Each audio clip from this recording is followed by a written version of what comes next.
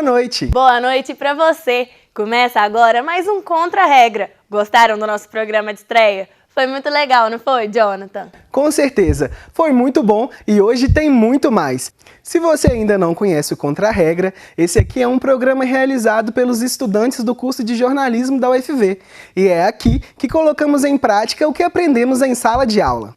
Cada semana abordamos um tema diferente. Na semana passada falamos sobre o calçadão e hoje o nosso tema é gênero e sexualidade. Quando falamos em gênero, não estamos nos referindo ao gênero alimentício ou de texto.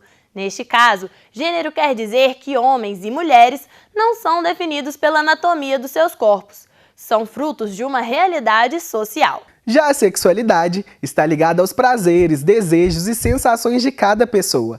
É o que define o manual elaborado pela Associação Brasileira de Lésbicas, Gays, Bissexuais, Travestis e Transsexuais. E você certamente já ouviu falar sobre transgêneros, transexuais, travestis e outros termos que muita gente não sabe o que é ou a diferença entre eles.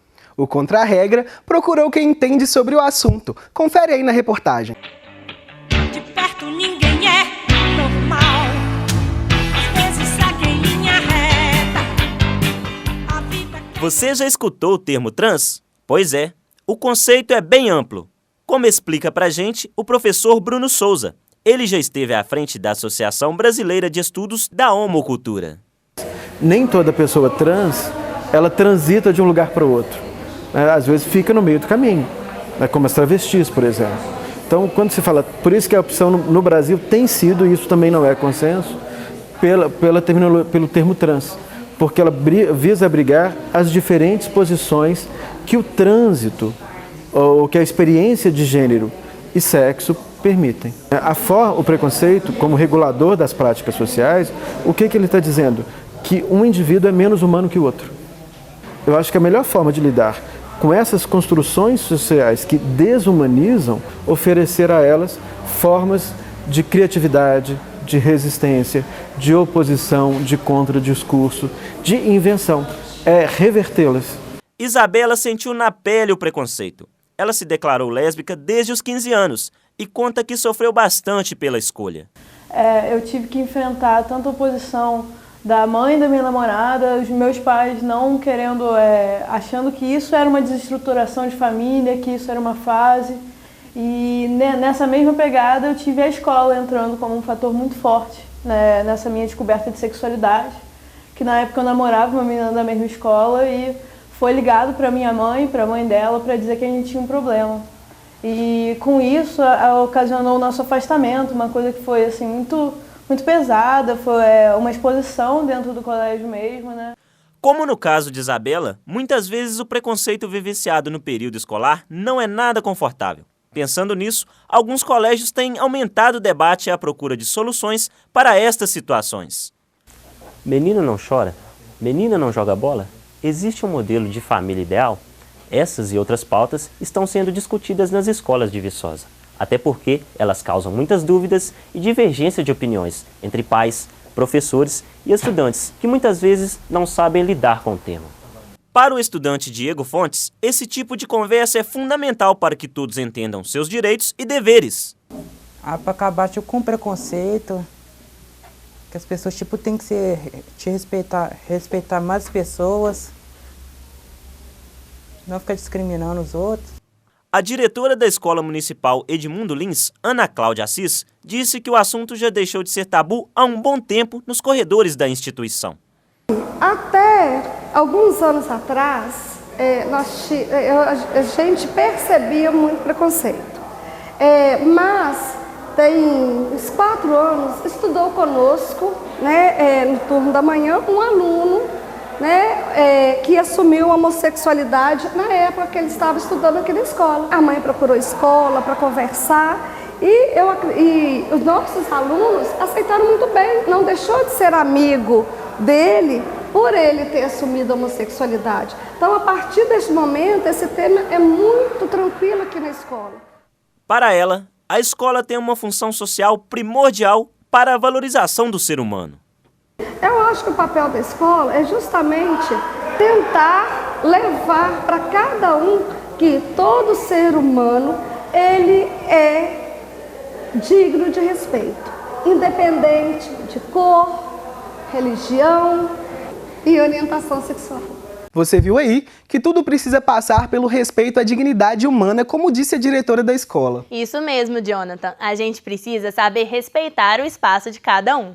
O Contra-Regra traz agora uma entrevista com a chefe do Departamento de Turismo de Viçosa, Brenda Santunioni. Ela é trans e luta para que a comunidade LGBT conquiste direitos na sociedade. Ela contou à nossa equipe como foi a descoberta da sexualidade e também sobre o preconceito que existe no mercado de trabalho. Oi, gente! Hoje vamos conversar com Brenda. Ela vai explicar um pouco pra gente sobre diversidade sexual. Oi, Brenda, tudo bem? Tudo bem. Eu queria saber, assim, quando que você se tornou Brenda?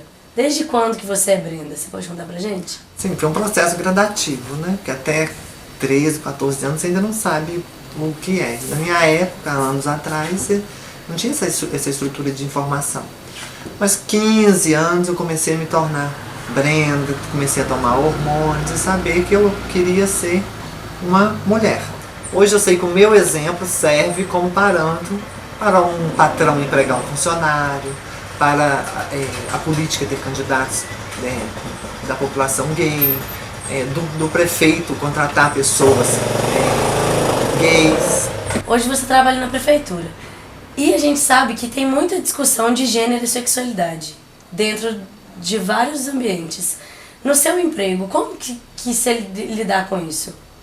Eu sei que a minha função hoje é fazer com que a minha condição sexual seja vista por todas as pessoas com mais naturalidade. Então eu tenho esse papel, é normal, é natural. Então eu tento fazer com que o poder público, todos os órgãos envolvidos, todas as secretarias da prefeitura saibam tratar pessoas como eu, que vão surgir daqui para frente e já estão surgindo, com dignidade, respeito, respeitando o nome social. Não tem que ter milindres, não, mas tem que ter uma certa formalidade, questão de nome, de gênero, para poder a gente lidar com isso. Sobre a Semana da Diversidade Sexual de Viçosa, acontece todo ano. Sim, tem 6, essa foi a 6ª edição. Isso. Qual é a maior luta da Semana da Diversidade Sexual? Mostrar a nossa organização e que a gente consegue viver numa confraternização, porque normalmente a Semana da Diversidade tem vários eventos, mas claro, o mais famoso é a Parada do Orgulho Gay, onde 80% dos presentes são heterossexuais. Então a gente mostra ali que a gente consegue viver bem, consegue organizar e se divertir. Mas o ponto fundamental das últimas 3 edições foi a empregabilidade. Se o gay, o transexual, a lésbica tem empregos, ele tem dignidade, consegue se manter e consegue levar uma vida mais digna. Eu sei que eu sou a responsável por trazer o tema homossexualidade, travesti, transexual para a mesa da família viçosense já há 20 anos. Então acho que eu só consegui isso por causa da minha conduta. Né? Na vida particular e íntima é diferente. Mas a vida pública, né? A minha vida pública é devastada todo dia. E às vezes a gente tem que ter um jogo de cintura também, para poder dar um limite para a pessoa, do que é o privado, do que é o público. Muito obrigada, Brenda. Foi ótimo conversar com você e saber que os LGBTs têm um grande espaço aqui em Viçosa.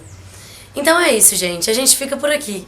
Tchau! Como vimos, a Brenda mostra que é possível vencer as barreiras e os preconceitos impostos pela sociedade. Com certeza. E fica a dica, qualquer forma de preconceito não deve e nem pode existir. E não saia daí, porque no próximo bloco a gente vai conhecer a história de uma cabeleireira trans que também luta pelos seus direitos. É depois do intervalo o nosso mini documentário. A gente já volta.